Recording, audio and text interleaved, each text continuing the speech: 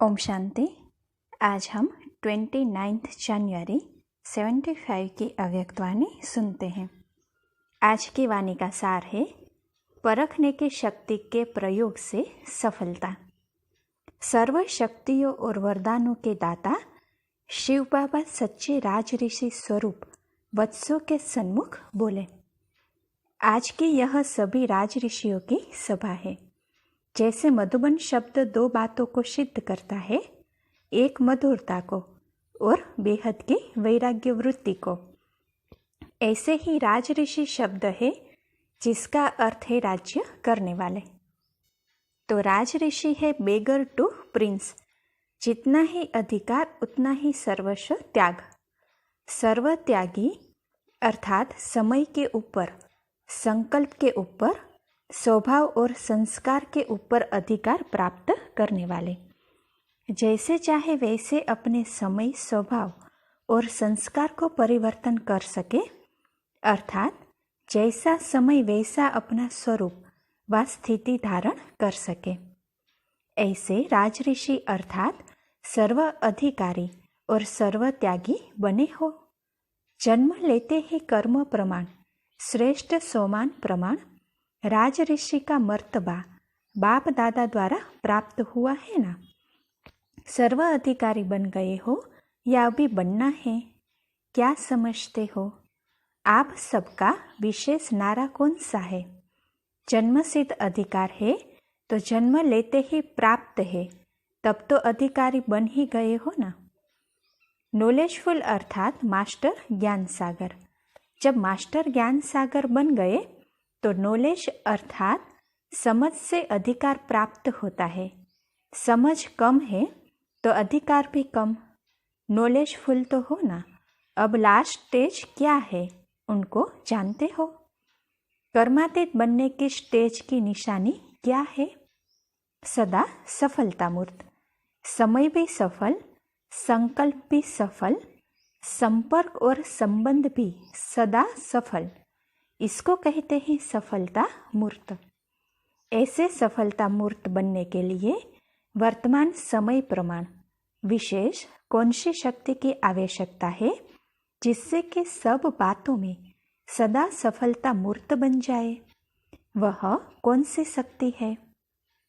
सर्व शक्तियाँ प्राप्त हो रही है, फिर भी वर्तमान समय प्रमाण विशेष आवश्यकता परखने की शक्ति की है। अगर परखने की शक्ति तीव्र है तो भिन्न भिन्न प्रकार के आए हुए विघ्न, जो लगन में विघ्न बनते हैं, उन विघ्नों को पहले से ही जानकर उन द्वारा वार होने से पहले ही उन्हें समाप्त कर देते हैं। इस कारण व्यर्थ संकल्प जाने के बदले समर्थ में जमा हो जाता है। ऐसे ही सेवा में हर एक आत्मा की मुख्य इच्छा और उसका मुख्य संस्कार जानने के कारण उसी प्रमाण उस आत्मा को वही प्राप्ति कराने के कारण सेवा में भी सदा सफल रहते हैं।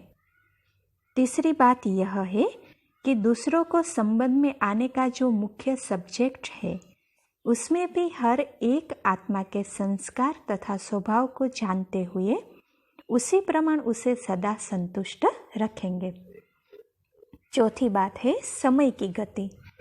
किस समय कैसा वायुमंडल व वातावरण है और क्या होना चाहिए, इसको परखने के कारण समय प्रमाण ही स्वयं को भी और अन्य आत्मा को भी तीव्र गति में ला सकेंगे और जैसा समय वैसा स्वरूप धारण करने का उमंग और उत्साह भी भर सकेंगे तथा समय प्रमाण नॉलेजफुल और लॉफुल या लवफुल भी बन तथा बना सकेंगे और इस प्रकार सदा सफल बन सकेंगे, क्योंकि कभी लॉफुल बनना है और कभी लवफुल बनना है। इसलिए यह परख होने के कारण सदा सहज ही सफल होंगे। ऐसे सफलता मूर्त के सामने प्रकृति व परिस्थिति भी दासी बन जाती है, अर्थात वे प्रकृति और परिस्थिति के ऊपर सदा विजयी बनते हैं। वे प्रकृति व परिस्थिति के वशीभूत नहीं होते। ऐसे विजयी को ही सदा सफलता मूर्त कहा जाता है। इसके लिए तीन स्वरूप से बाप की बात याद रखो। तो देखो बाबा क्या कहते हैं कि तीनों स्वरूप अर्थात निराकार, आकार और साकार, जैसे तीन संबंधों में सत बाप, सत शिक्षक और सतगुरु की शिक्षा स्मृति में रखते हो, वैसे ही तीन स्वरूपों से मुख्य तीन बातें स्मृति में रखो। इन तीन स्वरूपों की विशेष तीन वरदान कौन से हैं? निराकारी स्वरूप की मुख्य शिक्षा का वरदान कौन सा है? कर्मातीत भव। आकारी स्वरूप अथवा फरिश्तेपन का वरदान कौन सा है? डबल लाइट भव। डबल लाइट अर्थात सर्व कर्म बंधनों से हल्के और लाइट अर्थात सदा प्रकाश स्वरूप में स्थित रहने वाले। तो आकारी स्वरूप का विशेष वरदान है डबल लाइट भव। इससे ही डबल ताजधारी भी बनेंगे। साकार स्वरूप का विशेष वरदान कौन सा है? साकार स्वरूप का विशेष वरदान है साकार समान निरअहंकारी और निर्विकारी भव। ये तीन वरदान सदा स्मृति में रखने से सदा के लिए सहज ही सफलता मूर्त बन जाएंगे। समझा? बाप दादा से भी बच्चे सर्वशक्तिवान हैं, क्योंकि वे सर्वशक्तिमान को प्रत्यक्ष करने के निमित्त बने हैं। क्या वे ज्यादा शक्तिमान नहीं है? सर्वशक्तिमान को सर्व संबंधों से अपना बना देना व अपने स्नेह की रस्सी में बांध लेना, तो क्या ज्यादा शक्तिवान नहीं हुए? बल्कि अथॉरिटी को बना देना, इसके निमित्त कौन? समीप व सहयोगी बच्चे। ऐसे सर्वश्रेष्ठ सदा बाप दादा को हर कर्म और हर कर्म कदम द्वारा प्रख्यात करने वाले, हर आत्मा को बाप के साथ मिलन मनाने के निमित्त बनाने वाले, सदा बाप और सेवा में लवलीन रहने वाले, लक्ष्य और लक्षण को समान बनाने वाले, साक्षात बाप समान बन सर्व को बाप का साक्षात्कार कराने वाले, ऐसे लवफुल और लोफुल आत्माओं के प्रति बाप दादा का याद प्यार और नमस्ते। अभी इस मुरली का सार सुनते हैं। पहली पॉइंट है, संगम युग पर शिव बाबा द्वारा राज ऋषि का पद प्राप्त होता है। राज ऋषि अर्थात जितना ही अधिकार उतना ही सर्व त्याग। दूसरी पॉइंट, कर्मातीत बनने की स्टेज की निशानी है सदा सफलता मूर्त। समय भी सफल, संकल्प भी सफल, संपर्क और संबंध भी सफल, इसको कहते हैं सफलता मूर्त। तीसरी पॉइंट, सफलता मूर्त बनने के लिए वर्तमान समय प्रमाण विशेष रूप से परखने की शक्ति की आवश्यकता है।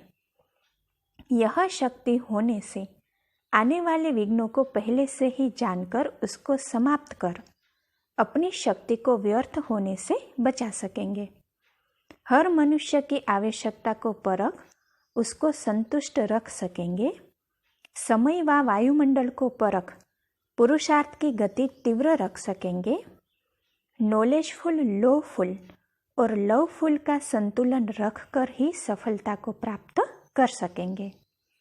चौथी पॉइंट, शिव बाबा के तीन स्वरूप से तीन विशेष वरदान प्राप्त होते हैं।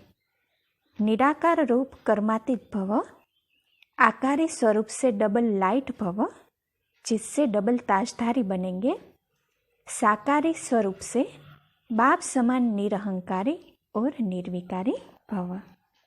अच्छा, ओम शांति। ओम शांति।